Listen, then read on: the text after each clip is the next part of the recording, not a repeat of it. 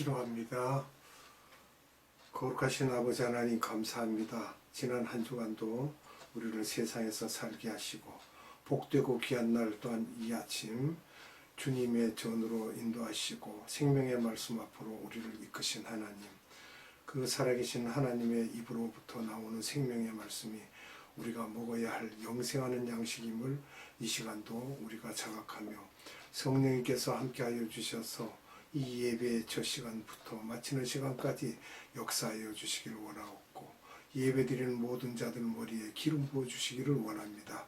은혜가 충만한 시간이 될 수 있도록 은혜 베풀어 주시기를 원하옵고, 예수님의 이름으로 감사하며 기도드리옵나이다. 아멘. 오늘은 절기의 중요 날짜와 사건들에 대해서 두 번째 시간입니다. 오늘 드릴 말씀은 먼저 말씀을 한 구절 보겠습니다. 출애굽기 12장 41절을 보겠습니다. 430년이 마치는 그 날에 여호와의 군대가 애굽 땅에서 나왔은즉. 아멘.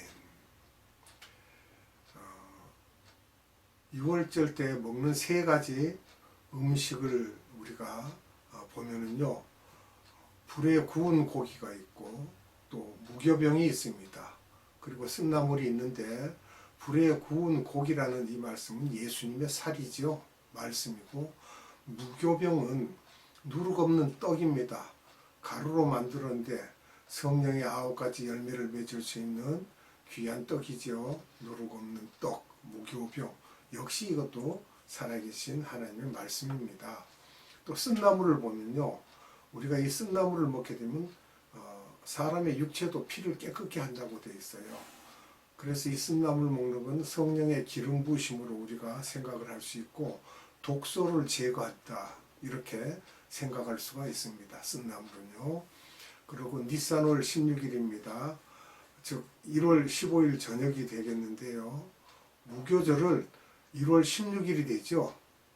그래서 출애굽기 지금 말씀드린 대로 12장 41절에 출애굽한 말씀을 하고, 애굽에서 해방된 날이죠. 구원받은 날이 출애굽한 날.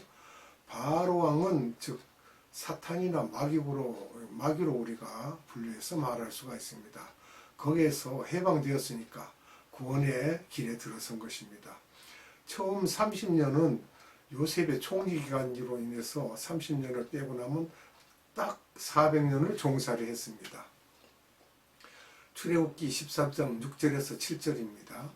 7일 동안 무교병을 먹고 제7일에는 여호와께 절기를 지키라. 7일 동안에는 무교병을 먹고 유교병을 너희 곳에 있게 하지 말며 네 지경 안에서 누룩을 내게 보이지도 말게 하며. 아멘. 누룩 없는 떡을 먹는 날을 말하고 있습니다.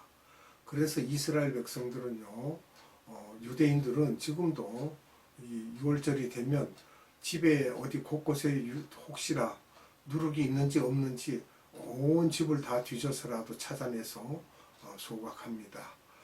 그리고 AD 70년에 이스라엘이 패망 직전에 사해 남쪽 끝에 있는 마사다라는 지역에 마지막까지 항거한 거룩한 보수 그룹이 있었습니다.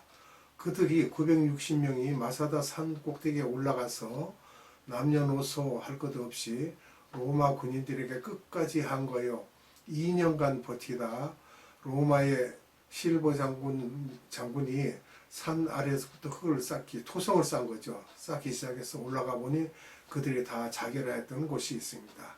그때가 AD 70년입니다.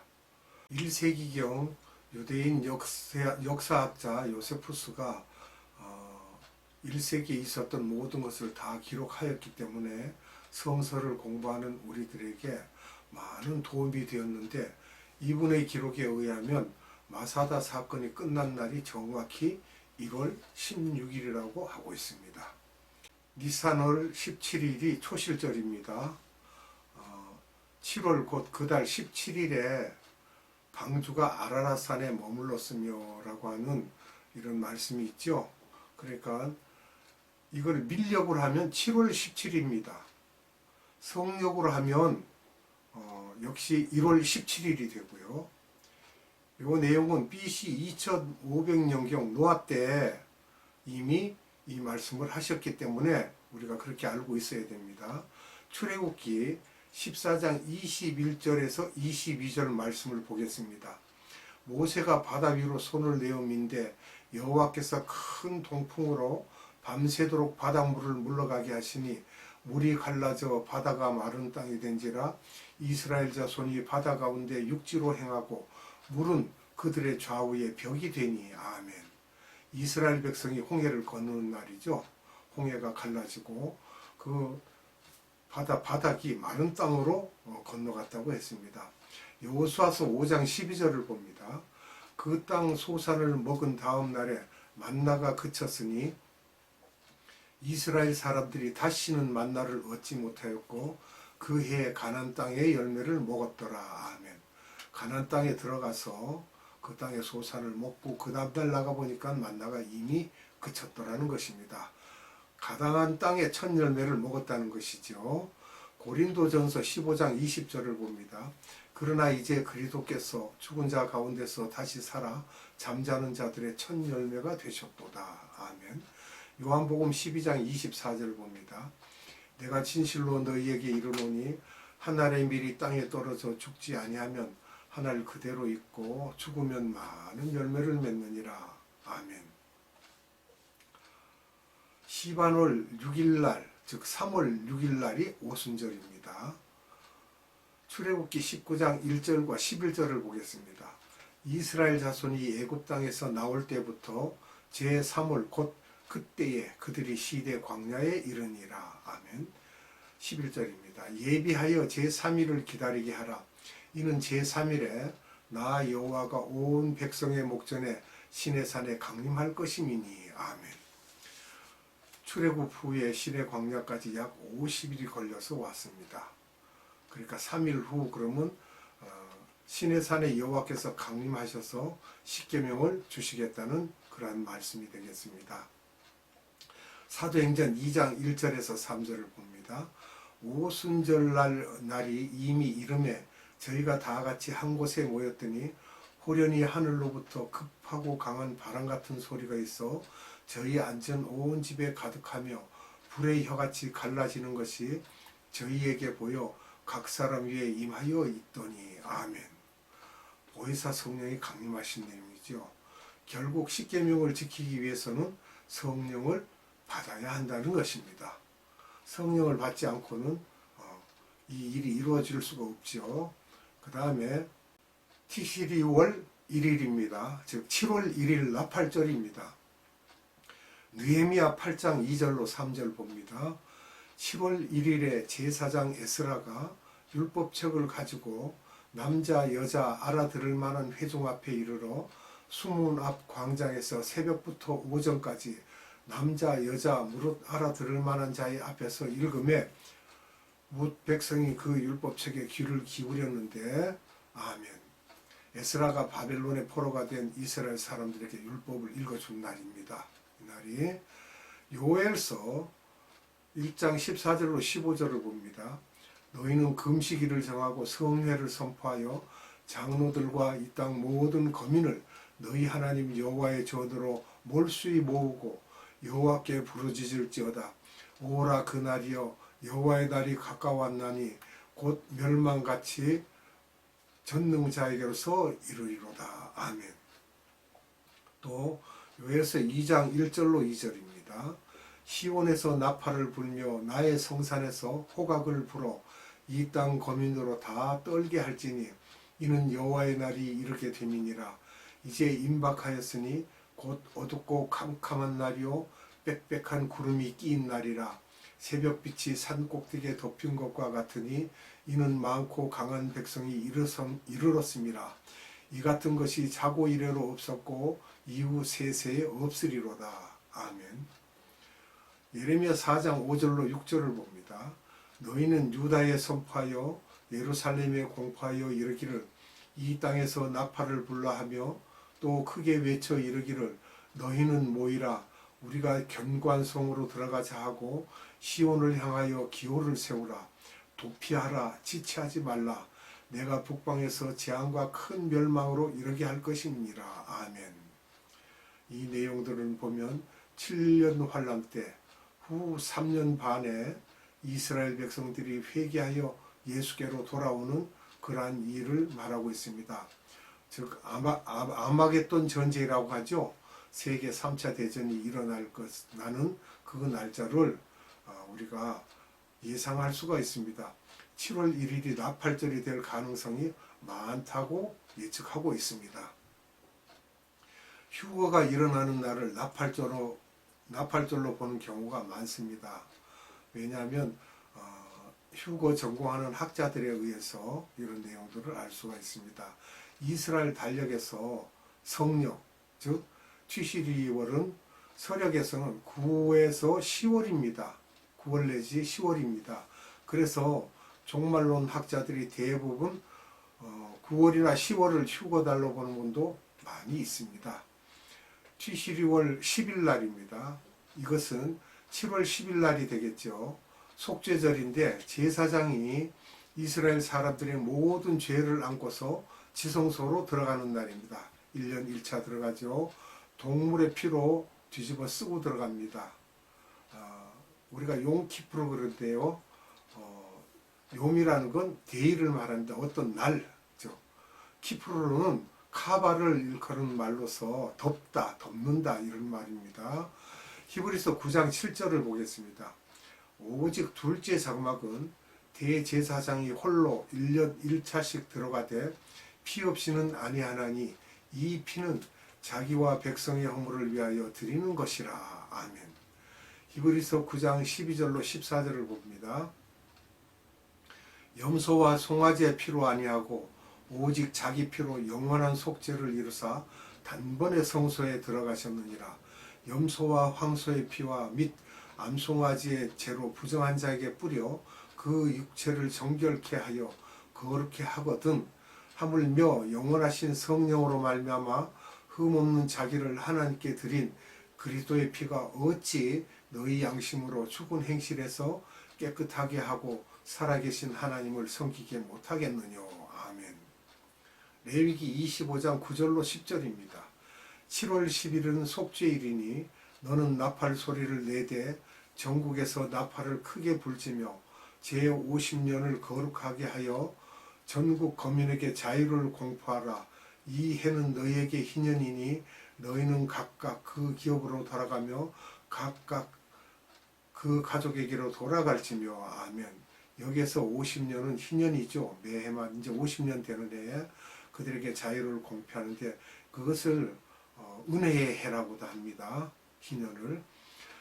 지금도 이스라엘 사람들은 7월 1일에서 7월 10일까지 용키프 헐리데이라고 해서 예전 밀력으로는 그들의 정월 초하루이기 때문에 이날 나팔을 불며 성막 앞에 모여서 열흘간 회개를 하고 제사장이 이들의 죄를 안고 자기 몸의 제복 위에 소의 피를 바르고 지성소에 들어가는 날입니다. 이 레위기 16장에 기록되어 있습니다. 세계 어느 곳에 있든지 자기의 종교, 직업이 어떻든 간에 이스라엘 백성들 전부가 이 기간만큼은 다 휴가를 내어 철저하게 지킵니다.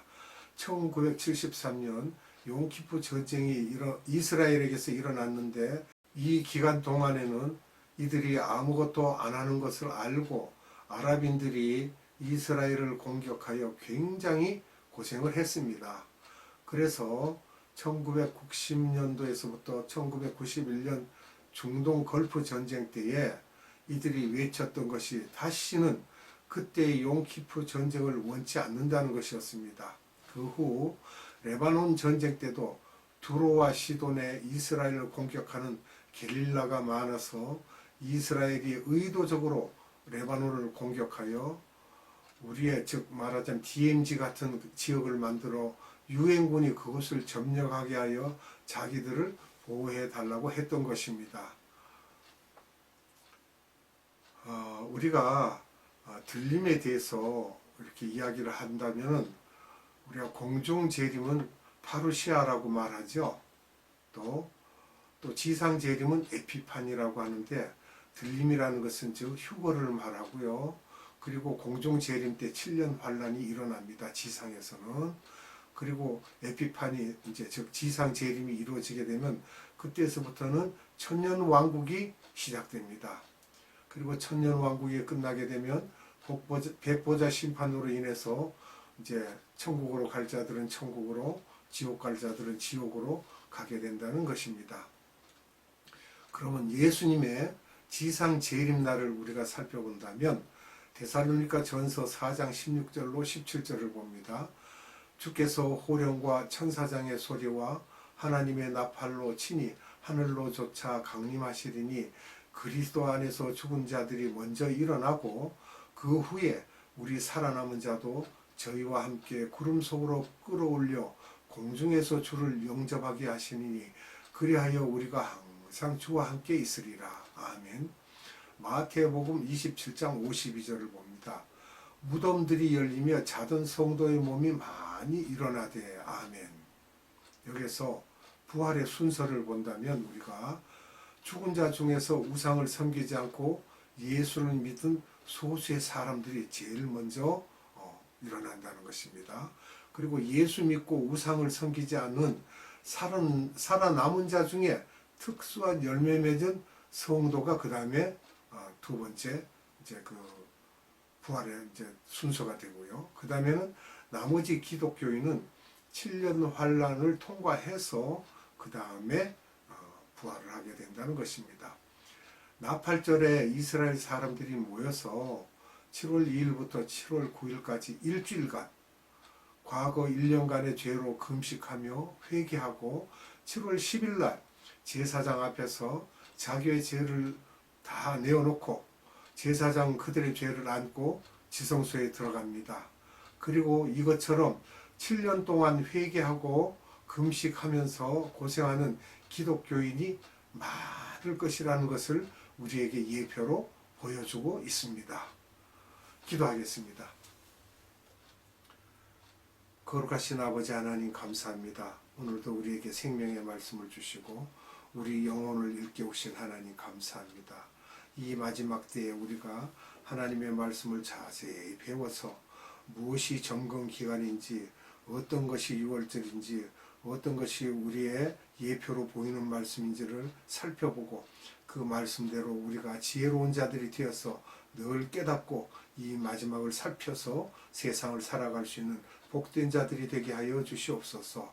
오늘도 생명의 말씀을 우리에게 주신 아버지 하나님께 감사와 찬양과 기도와 존귀와 힘과 권세와 권능과 능력과 인자와 진실과 영광을 올려드리오며 예수님의 이름으로 감사하며 기도드리옵나이다. 아멘. 축도로 예배를 마치도록 하겠습니다. 지금은 우리 구주 예수 그리스도의 한량없는 은혜와 하나님의 극진하신 사랑하심과 성령님의 감화, 감동, 교통, 역사하심이 오늘 예배드리는 모든 자들 머리 위에와 이 나라의 많은 교회들 위에와 또한 이 나라의 많은 선교회들 위에와 에바다 국제 선교회 위에 지금으로부터 영원토록 함께 하시기를 예수님의 이름으로 축원하옵나이다. 아멘.